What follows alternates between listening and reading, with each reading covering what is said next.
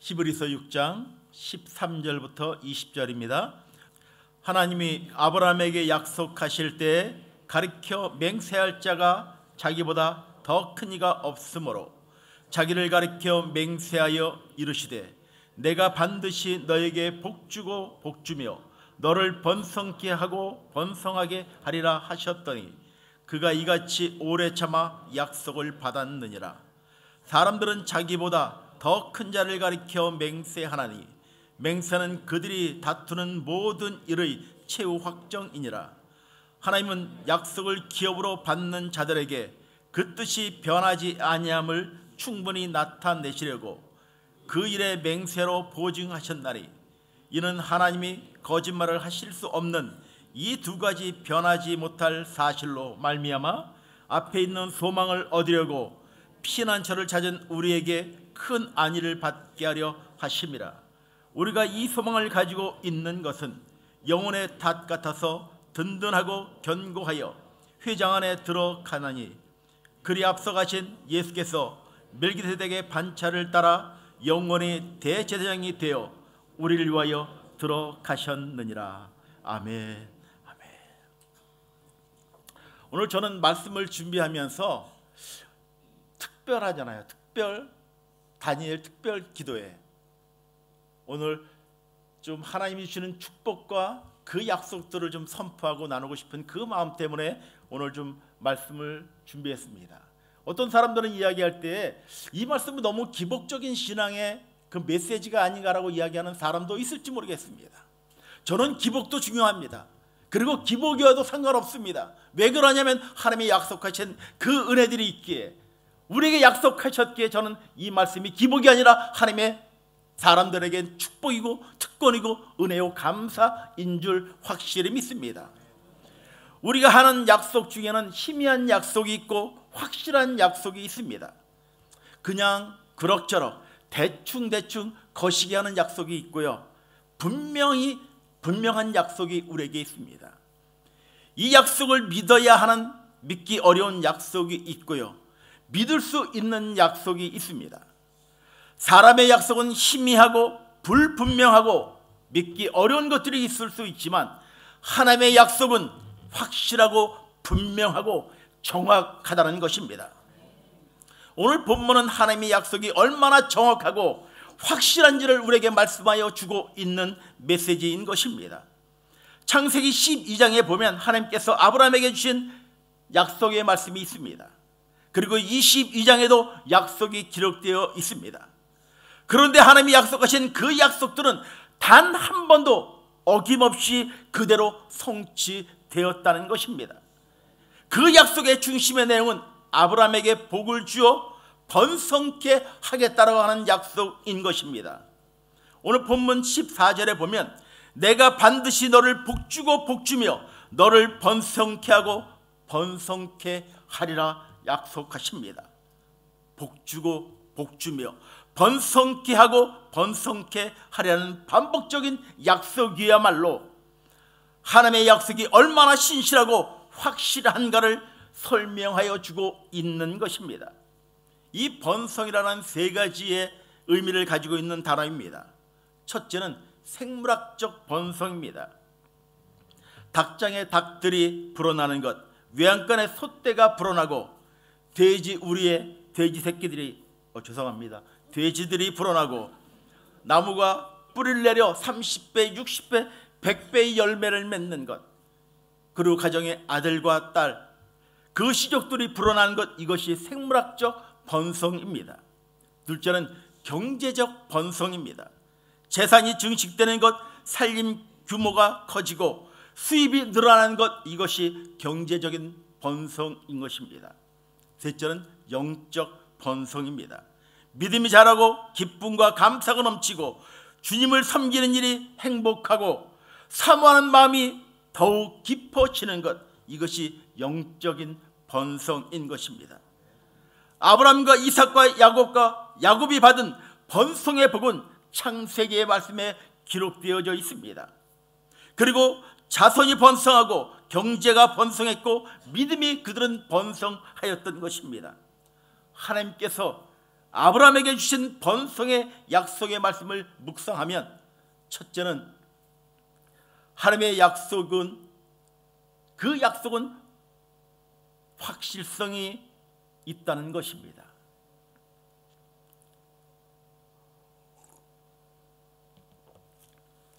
이 강단에 참 오랜만에 쓰니까 더 떨리는 것 같아요. 입도 마르고요. 하나님의 약속은 확실하다는 것입니다. 14절에 보면 반드시라는 그 단어가 나옵니다. 이것은 약속의 확실성을 말하여 주고 있는 것입니다. 반드시 복주고 번성케 하시고 응답하시는 하나님이라는 것입니다. 기도를 하여도 반드시 응답하실 거라는 하나님의 약속을 붙잡고 기도하며 간구하는 그 눈물의 고백들. 히스기야 왕이 오른 지 14년이 되던 해에 아수르 왕 산헤립이 18만 5천 명의 대군을 이끌고 유다 나라를 침공합니다. 모든 국도와 보급도로를 차단하고 협박과 공갈로 항복을 종용합니다. 이때 히스기야는 하나님께 기도합니다. 역대하 32장 8절에 보면, 그와 함께하는 자는 육신의 팔이요 우리와 함께하는 이는 우리 하나님 야훼시라.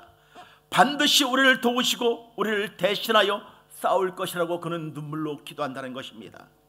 이 기도대로 하나님은 아수르 군대 18만 5천 명을 물리치고 그날에 큰 승리를 주었습니다. 하나님은 우리의 눈물의 고백 가운데 반드시 응답하여 주시는 것입니다. 사랑하는 성도 여러분, 세상 것을 구하는 것이 아니라 하나님의 은혜와 하나님의 마음을 구하시길 바랍니다. 그럴 때 하나님이 우리의 눈물의 고백 가운데 반드시 내가 들어 응답하여 주겠다라고 말씀하고 있는 것입니다. 미국 미네소타 주에 한 교회가 있었습니다. 그런데 그 교회 앞길을 건너에 큰 나이트클럽이 있었습니다.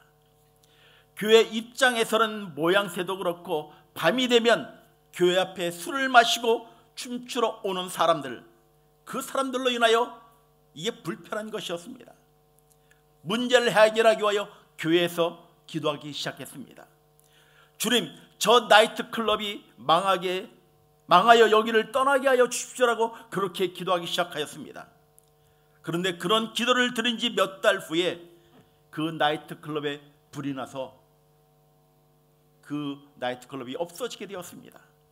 문제는 그 나이트클럽의 주인이 교회로 변상을 하라는 것이었습니다. 이유는 교회가 기도하는 바람에 자기네가 망했다는 것입니다. 주인이 법원에 손해배상 청구 소송을 제기했습니다.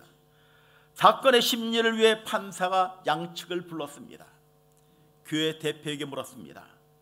교회가 술집 망하게 해달라고 기도한 일이 있으십니까? 네, 그렇습니다. 그러면 기도할 때마다 술집이 망할 것을 믿고 기도했습니까? 아니, 무슨 소리입니까? 그거야 그냥 해본 것이죠. 절대로 믿고 기도한 것은 아닙니다. 술집 주인에게 물었습니다. 교회가 당신네 클럽이 망하게 해달라고 기도한 것을 알고 있었습니까? 네, 한 달 전쯤에 알았습니다. 그러면 교회가 기도하는 대로 술집이 망할 것을 믿고 있었습니까? 네, 반드시 믿었습니다. 100번 1000번 믿었습니다. 이 이야기는 실제 있었던 이야기입니다. 과연 누가 더 잘 믿고 믿음의 사람인가를 생각하게 합니다. 우리 답을 아시는 분들은 저에게 연락을 주시면 감사하겠습니다. 하나님의 약속은 반드시 응답하여 주신다는 것입니다. 두 번째는 하나님의 약속은 불변합니다. 17절을 보면 그 뜻이 변하지 않냐을 충분히 나타내시려고 말씀합니다. 18절을 보면 하나님의 약속이 거짓말을 하실 수 없다라고 말씀하고 있습니다. 이 말씀은 하나님의 약속은 불변성을 뜻하는 것입니다. 이번 파리 올림픽에서 은메달을 딴 선수가 그 메달을 벽에 걸어두었습니다. 그런데 몇 주가 지나지 않았는데 그 색깔이 변했다는 것입니다. 그렇다고 금메달 색깔로 변한 것은 아닙니다. 금 색깔은 땅에 묻어도 변하지 않습니다. 은이나 동은 벽에 걸어두면 색깔이 변하게 되어 있는 것입니다. 우리의 신앙도 마찬가지일 것입니다. 신앙도 변하는 신앙이 있고 변치 않는 신앙이 있다는 것입니다. 힘들다고 변하고, 속상하다고 변하고, 병들었다고 실패하고 또한 변하는 그 신앙들, 신앙을 지킨다는 것이 그렇게 힘들 것입니다. 왜냐하면 세상을 살다 보면 힘들고 어렵고 괴로운 일들이 겹겹이 쌓여 있을 것입니다. 그때마다 변한다면 온전한 신앙인으로 설 수가 없는 것입니다. 히브리서 13장 8절에 보면 예수 그리스도는 어제나 오늘이나 영원토록 동일하다라고 말씀하여 주고 계십니다. 다니엘서 6장 26절에 보면 그는 살아계신 하나님이시요 영원히 변하지 않는 하나님이라고 우리에게 말씀하여 주고 있습니다. 요한계시록 1장 17절에 보면 나는 처음과 나중이요 알페와 오메가라고 말씀하여 주고 있습니다. 이 세 구절의 교훈은 예수는 영원히 변하지 않으시며 시작과 끝이라고 말씀하여 주고 있는 것입니다. 1927년 아더 루터가 지은 찬송 중에 394장에 이 세상 친구들이라는 찬송이 있습니다. 이 세상의 친구들 나를 버려도 나를 사랑하는 이 예수뿐일세. 검은 구름 덮이고 광풍 일어도 예수 나의 힘되니 겁낼 것 없네. 괴로운 일 당해도 낙심 말아라. 영원하신 주 능력이 나를 붙드네. 후렴 부분에 예수 내 친구 날 버리지 않네. 온 천지는 변해도 날 버리지 않네. 사랑하는 성도 여러분, 그렇습니다. 영원히 변치 않고 도우시고 함께 하시고 우리를 붙잡고 계신 분, 예수 그리스도이십니다. 마지막 세 번째는 하나님의 약속은 견고하다는 것입니다. 19절에 보면 든든하고 견고하며라고 말씀하고 있습니다. 이 든든하고 견고하다는 것은 건축 용어입니다. 유대나라 돌들은 석회암이어서 견고하지 못하다라고 합니다. 그러나 예수 그리스도는 그 어떤 것보다 견고하고 든든하다는 것입니다. 어떤 힘도 예수 그리스도를 넘어뜨리거나 무너뜨릴 수 없다는 것입니다. 그래서 시인은 주는 나의 반석이라고 노래한다는 것입니다. 그러나 세상 것들은 제 아무리 크고 견고해도 무너지고 오래가지 못하는 것입니다. 여호수아 6장을 보면 여리고성을 점령한 기사가 기록되어져 있습니다. 그 당시 이스라엘의 군사력으로 이 여리고성을 넘는다는 것은, 무너뜨린다는 것은 도저히 불가능한 것이었습니다. 그런데 그들은 하루에 한 바퀴씩 성을 돌고 있습니다. 이것은 그냥 성경에 기록되어 있고 우리가 결말을 알기 때문에 그냥 쉽게 치부되고 쉽게 넘어갈 수가 있을 것입니다. 여리고 성에 있는 사람들이, 이스라엘 백성들이 그 성을 돌고 있는 것을 아마 보게 될 것입니다. 아침에 일어나 앞뒤에 군대가 있고 법궤를 메고 나팔을 불고 성을 한 바퀴 돌고 있습니다. 여리고 성에 있는 사람들은 맨 처음에는 긴장을 했을 것입니다. 두려워했을 것입니다. 하루를 돌았습니다. 그리고 들어가서 쉽니다. 그 다음날 일어나 또 돕니다. 3일 4일 도니까 여리고 성에 있는 사람들은 긴장은 사라지고 쟤들이 맛이 갔나? 왜 아침에 일어나서 한 바퀴 왜 돌고? 저 같은 성품의 사람은 그렇게 이야기했을 것입니다. 쟤들이 맛이 갔다. 이제는 쟤들이 정신병원으로 실려가야만 될 사람이라고 생각했을지 모르겠습니다. 그런데 7일째 되는 날 7바퀴를 돌고 창을 던지고 활을 쏜 것이 아니라 그냥 냅다 소리를 지릅니다. 그런데 그 여리고성이 무너진 것입니다. 창 한 번 던진 일이 없고 활 시위 한 번 당긴 적이 없습니다. 그런데 그 성이 무너진 것입니다. 우리가 너무나 잘 아는 다윗과 골리앗의 대결도 비슷할 것입니다. 소년 다윗과 골리앗의 대결이야말로 있을 수 없는 일입니다. 이 말씀을 준비하면서 저 뒤에 보면은 은우랑 쇼린이라는 우리 두 꼬마가 예배를 드리고 있어요. 빠지지 않고요. 아마 은우가 다윗일 것입니다. 골리앗이 저일 것입니다. 다윗과 골리앗이 지금 싸우고 있습니다. 세상적인 말로 세 발의 피일 것입니다. 제가 어떻게 은우한테 지겠습니까? 그렇죠? 아마 여기서 믿음이 좋은 사람이 그렇게 이야기하는데 은우가 이길 거라고 이야기하는 사람은 아마 없을 것입니다. 모르죠. 또 김 목사님은 하실 수 있을지 모르겠지만 은우 다윗과 골리앗 이은성이 싸우고 있으면 제가 이깁니다.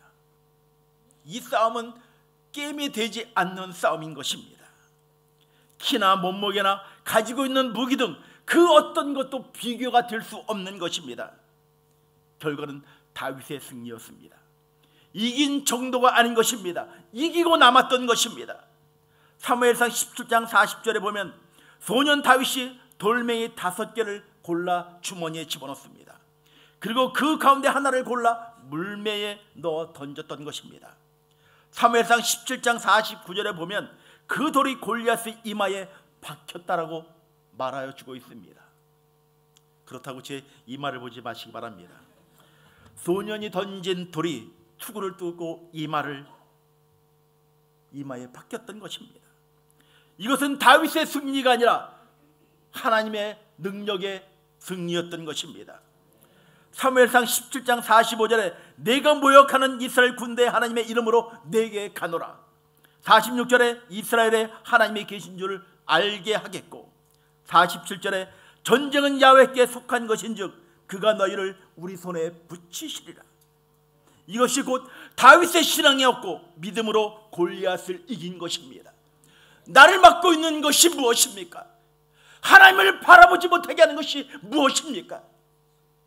하나님의 거룩함을 바라보지 못하게 하는 나에게 있는 장벽은 무엇입니까?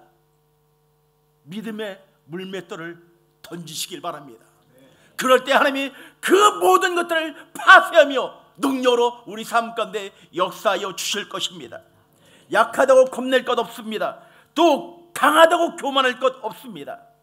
하나님이 나를 견고케 하시면 나는 반석보다 더 견고한 것입니다.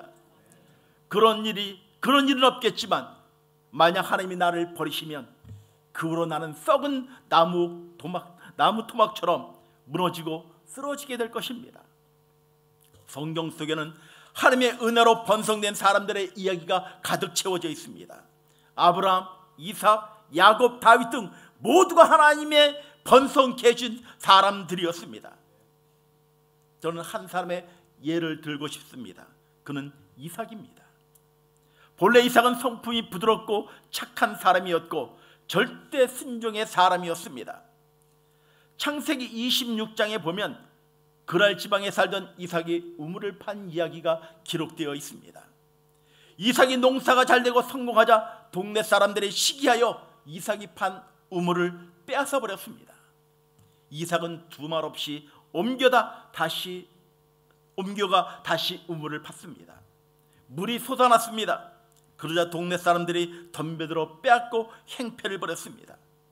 그러자 그는 다시 옮겨 우물을 팠습니다. 양보하고 져주고 참고 손해를 감수하는 이삭. 제 성품으로는 도저히 이해가 안 됩니다. 저는 우물을 파서 빼앗으면 그 우물에 양잿물을 집어넣든 이전에 저의 삶은 그랬습니다. 지금은 그렇지 않습니다. 오해하지 마시기 바랍니다. 그런데 그는 참고 손해보고 져주는 그 삶을 감내했던 사람이었습니다. 문제는 그 다음입니다. 창세기 26장 12절에 보면 하나님이 그 해에 100배나 복을 주셨고 13절에 보면 창대하고 왕성하여 마침내 거부가 되었다라고 했습니다. 그러나 이삭을 괴롭힌 사람들은 부자가 되지 못하였습니다. 창세기 26장 22절에 보면 그들과 싸우지 않고 우물도 뺏긴 채 그곳을 떠나며 야훼께서 우리를 위하여 장소를 넓게 하셨으니 이 땅에 우리를 번성케 하셨다라고 이삭은 고백합니다. 24절에 보면 쫓겨가고 빼앗기고 그러면서도 억울해하지 않고 감사하며 하나님께 예배를 드린 이삭에게 하나님이 나타나 말씀하십니다. 24절입니다. 우리 한 목소리로 다 같이 한번 읽겠습니다. 그 밤에 야훼께서 그에게 나타나 이르시되 나는 내 아버지 아브라함의 하나님이니 두려워하지 말라. 내 종 아브라함을 위하여 내가 너와 함께 있어 내게 복을 주어 내 자손이 번성하게 하리라 하신지라. 길을 쓰고 앙탈을 부리고 독한 마음을 갖고 인색하게 산다 해도 부자가 되고 성공하고 번성하는 것이 아닌 것입니다. 인간의 삶이란 신앙생활도 이기려면 져야 하는 것입니다. 앞으로 나가려면 한 발짝 두 발짝 물러나야 하는 것입니다. 멀리 뛰려면 더 물러서야 하는 것입니다. 예수님은 인간을 구원하기 위해 십자가에 죽으셨습니다. 만일 죽지 않으셨다면 구원의 완성은 안 되었을 것입니다. 번성의 비결은 무엇입니까? 첫째, 번성의 주체, 즉 번성케 하시는 분이 하나님이심을 우리가 믿어야 하는 것입니다. 둘째는 내가 하면 안 되고 하나님이 하시면 된다는 믿음을 우리가 가져야 하는 것입니다. 셋째는 아브라함처럼 독자도 드릴 수 있는 그 믿음, 이삭처럼 져주고 물러서고 양보해야 하는 것입니다. 네 번째는 순전하고 깨끗한 마음을 지녀야 하는 것입니다.